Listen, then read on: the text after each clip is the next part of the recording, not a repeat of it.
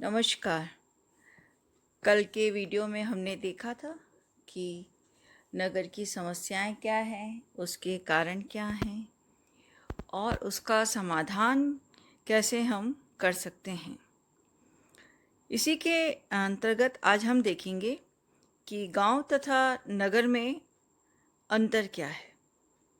वैसे हम देखें तो गांव और नगर के समुदायों के बीच में अंतर करना एक कठिन कार्य है, क्योंकि कोई भी ऐसी स्पष्ट रेखा नहीं खींची जा सकती जिसके आधार पे हम ये कहें कि ये गांव है और ये नगर है।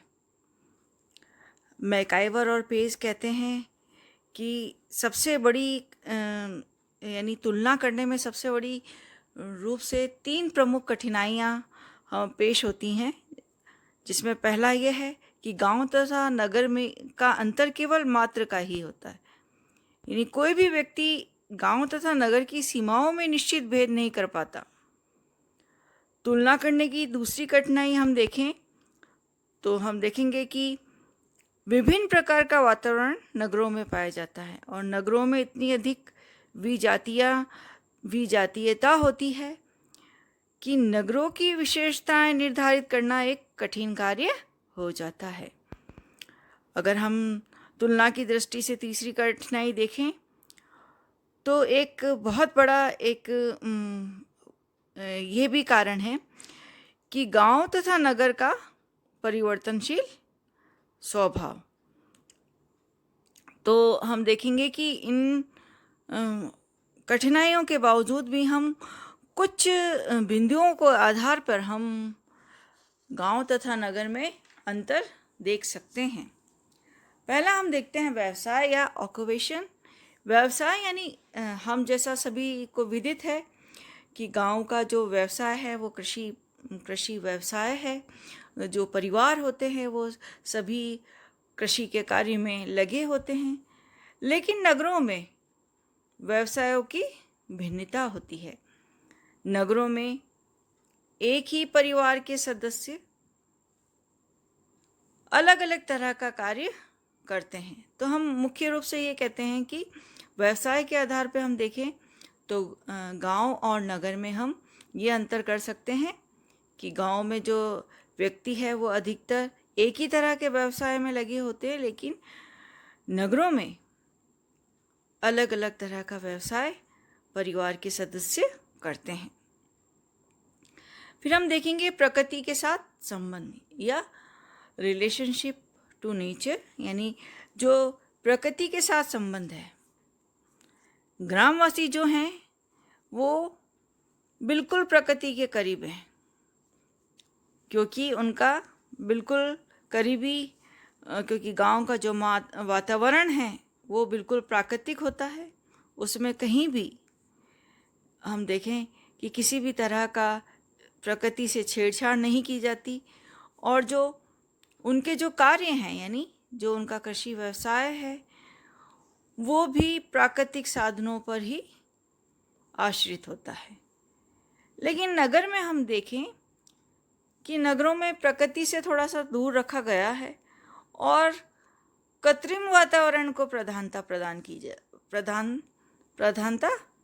पाई जाती है। यानी जहाँ ग्रामवासी बिल्कुल करीब हैं प्रकृति के, वहीं शहरवासी प्रकृति से दूर हैं।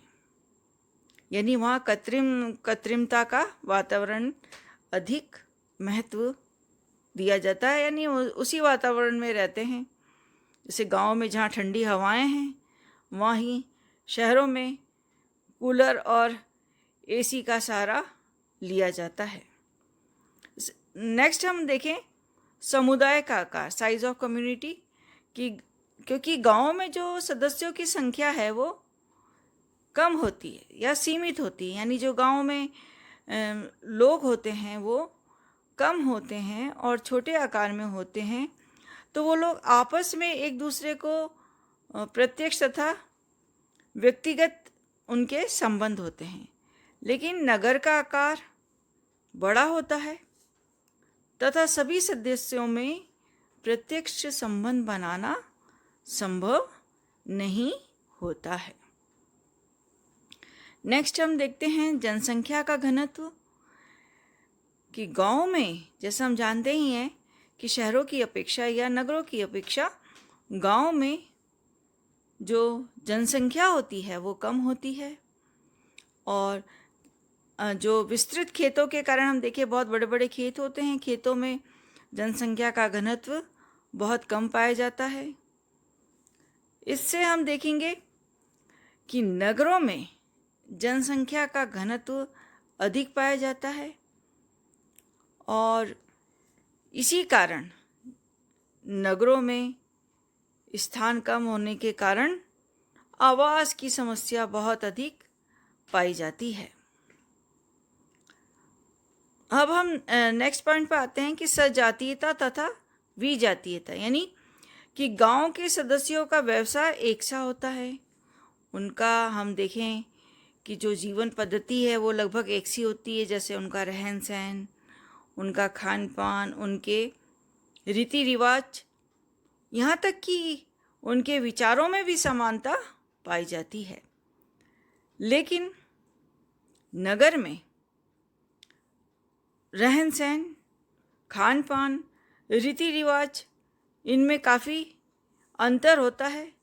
सदस्यों की जो यानी लाइफ स्टाइल होती है वो एक जैसी नहीं होती है। यानी सजातीयता गाँव में है और तो नगरों में विजातीयता है। यानी जैसे विचारों में भी गाँव में लगभग समानता पाई जाती है, लेकिन नगरों में भी विचारों में भी समानता नहीं पाई जाती है।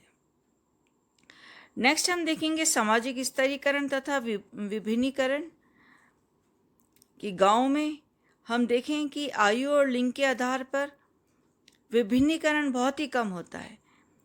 यहाँ पर मुख्यतः जातिगत सामाजिक स्तरीकरण को प्रधानता दी जाती है। लेकिन जो प्रधानता है गांव में, जहाँ जातिगत स्तरीकरण है, लेकिन नगरों में स्तरीकरण के स्थान पे हम कहेंगे विभिन्नीकरण पाया जाता है।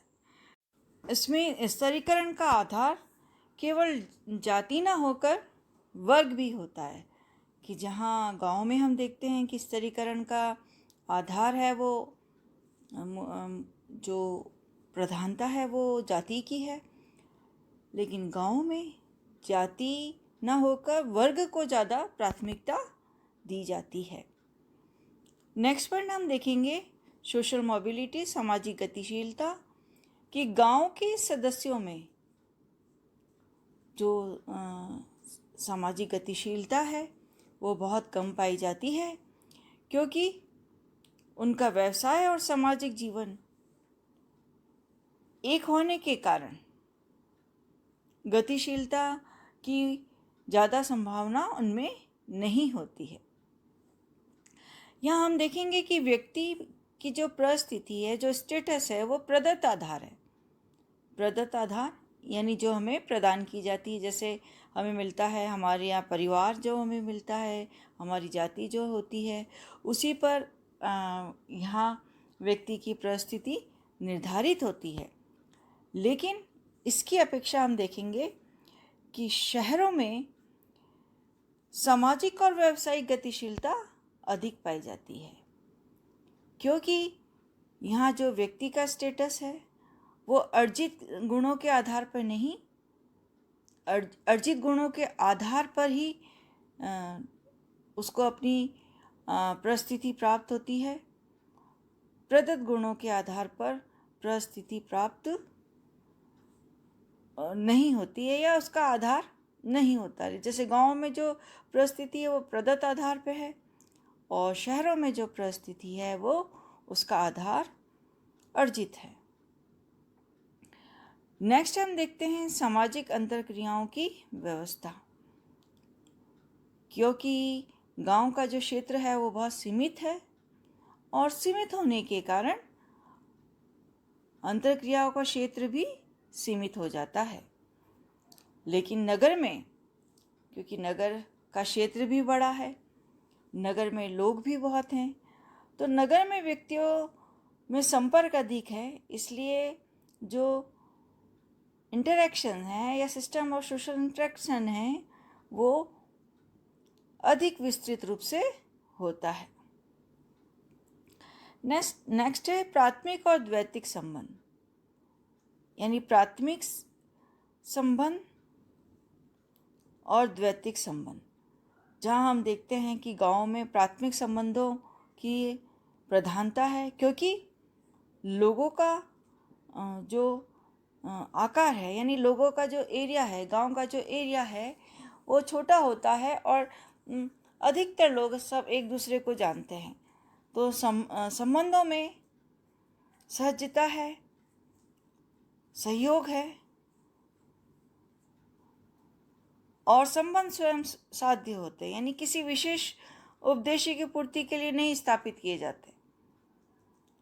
लेकिन हम यानी कहेंगे कि ये प्राथमिक संबंध है, क्योंकि ये आमने सामने के संबंध हैं, ये सहज संबंध है, ये किसी विशेष पूर्ति के लिए हम उन संबंधों को नहीं बना रहे।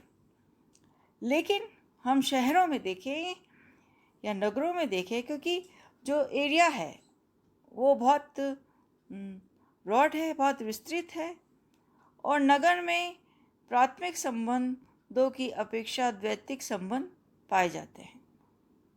द्वैतिक संबंध जहाँ औपचारिकता है और जहाँ लोगों में आपस में, यानी द्वैतिक संबंधों का जो ग्रुप होता है, सेकेंडरी जो ग्रुप होता है, उनके लोगों में आपस में प्रतिस्पर्धा बहुत अधिक पाई जाती है। नेक्स्ट हम देखते हैं धर्म की महत्ता,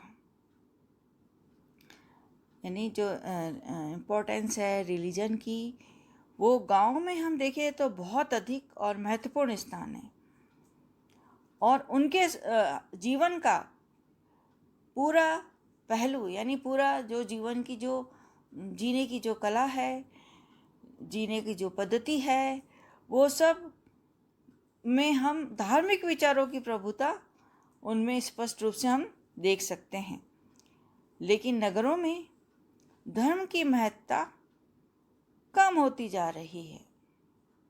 यहाँ धर्मनिरपेक्ष विचारधाराएं गांव की अपेक्षाकृत अधिक महत्वपूर्ण होती जा रही हैं, कि जहाँ गांव में धर्म की अभी भी प्रधानता है, वहीं नगरों में धर्म की महत्ता कम होती जा रही है। फिर है हम बात करेंगे सोशल कंट्रोल की, सामाजिक नियंत्रण की, कि जहाँ गांव में सामाजिक नियंत्रण के अनौपचारिक साधन हैं, जैसे गांव की परंपराएं, प्रथाएं, रीति रिवाज, जनरीतियाँ, लोकोचार की जहाँ प्रधानता पाई जाती है, उन्हीं के आधार पर लोग अपने आप में नियंत्रण महसूस करते हैं, या जो सामाजिक नियंत्रण है वो इन्हीं के द्वारा किया जाता है। नगरों में प्रथाओं, परंपराओं, लोकाचारों से नियंत्रण करना संभव नहीं है। नगरों में जो नियंत्रण होता है वो औपचारिक नियंत्रणों के साधनों से होता है, जैसे राज्य है, कानून है, पुलिस प्रशासन है, शिक्षा है। ये सब चीज़ें महत्वपूर्ण हो जाते हैं। तो हम देखते हैं कि जहाँ सामाजिक नियंत्रण गांव में औपचारिक साधनों के द्वारा होता है, अनौपचारिक साधनों के द्वारा होता है, वहीं शहरों में जो सामाजिक नियंत्रण है वो औपचारिक साधनों के द्वारा होता है। इस तरह से हम देखते हैं कि गांव तथा नगर में ये अंतर हैं। धन्यवाद।